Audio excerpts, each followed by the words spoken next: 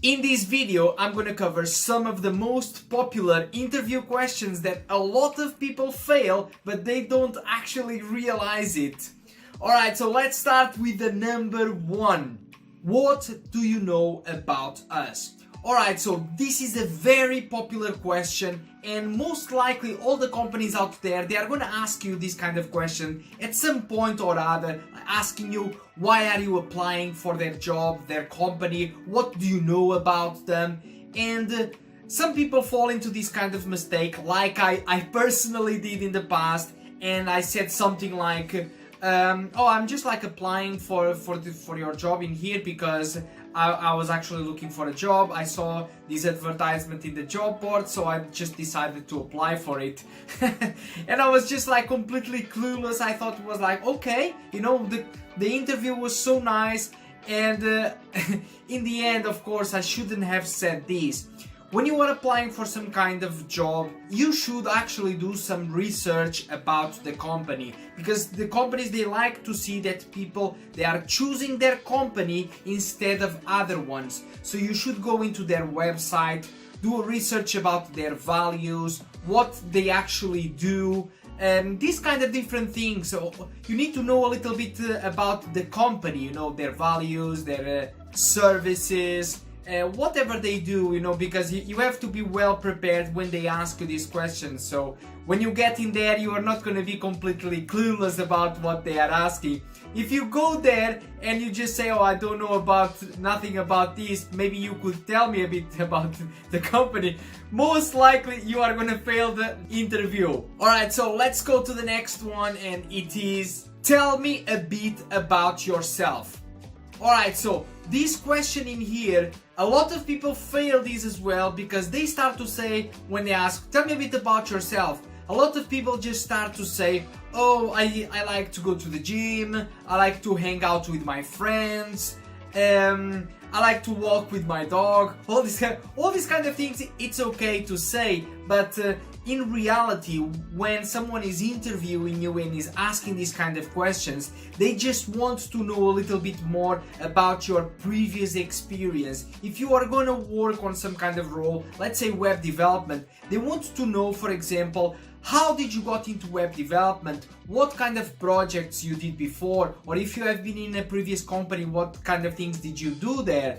They want to know a little bit about your past, about your experience, and what basically you can bring to them, what kind of value you can bring to them. This is like the best part, basically, so you can sell yourself, sell your skills, show your expertise, what have you been doing before. Don't just say like I have two sisters, I have a dog, I like to go to holidays in the Bahamas.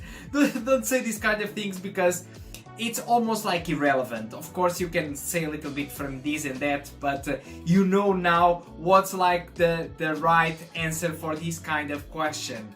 Alright, so the next question in here is very popular as well, and it is, where do you see yourself in 5 years? So when this kind of question comes, like I said before, I have been through all these questions and I fail all of them, okay? And this one, for example, I remember to say like, oh, in 5 years, for example, I see myself like getting some experience in here, learning some good things, and then maybe in 5 years I would be starting my own business or something like this, you know, start my own venture.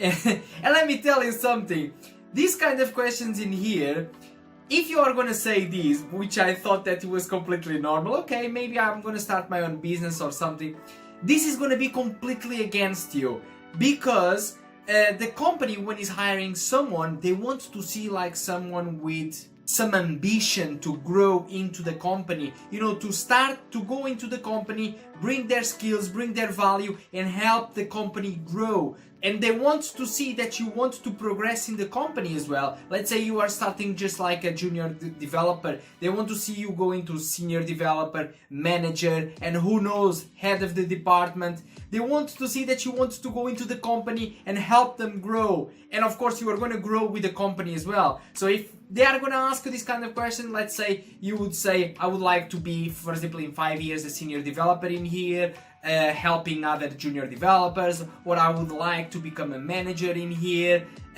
Things like this depend of course on what kind of skill you get when you are in the company, but don't say these kind of things like in 5 years I want to be, for example, be traveling the world, or I want to be, for example, starting my own business, because this is not going to be really what they want to hear. They want to hear someone who is going to start in there and work in there. Alright, and the next question is, how many balloons can you fit into this room? Alright, so this is a very tricky question, and there is no absolute correct answer for this kind of question. Sometimes they ask you, for example, what's the distance from here to the moon? How many balloons can you fit in this room? You know, any kind of how many teeth has a crocodile? Something like these kind of weird questions that there is really no correct answer to it. But I'm gonna tell you, when they asked me these kind of questions, I was really nervous and I didn't know what to answer, so I was like, I'm not sure. And in reality, what companies they want to check on you is like, how well are you prepared when you are in the actual work, or for example if you are representing the company and there is going to be some kind of clients asking you some difficult questions and you don't know how to answer. So basically they want to see how well you can react and how well you can represent the company. Basically, for example, if you are someone who is going to face this kind of problem and you're going to be like, oh, I have no idea, I don't know what to do, they want to see basically someone who is gonna say something. Okay, I don't know how to do this, for example, but I'm gonna research, I'm gonna look into this, I'm gonna look into that, and I'm gonna try to give you a correct answer.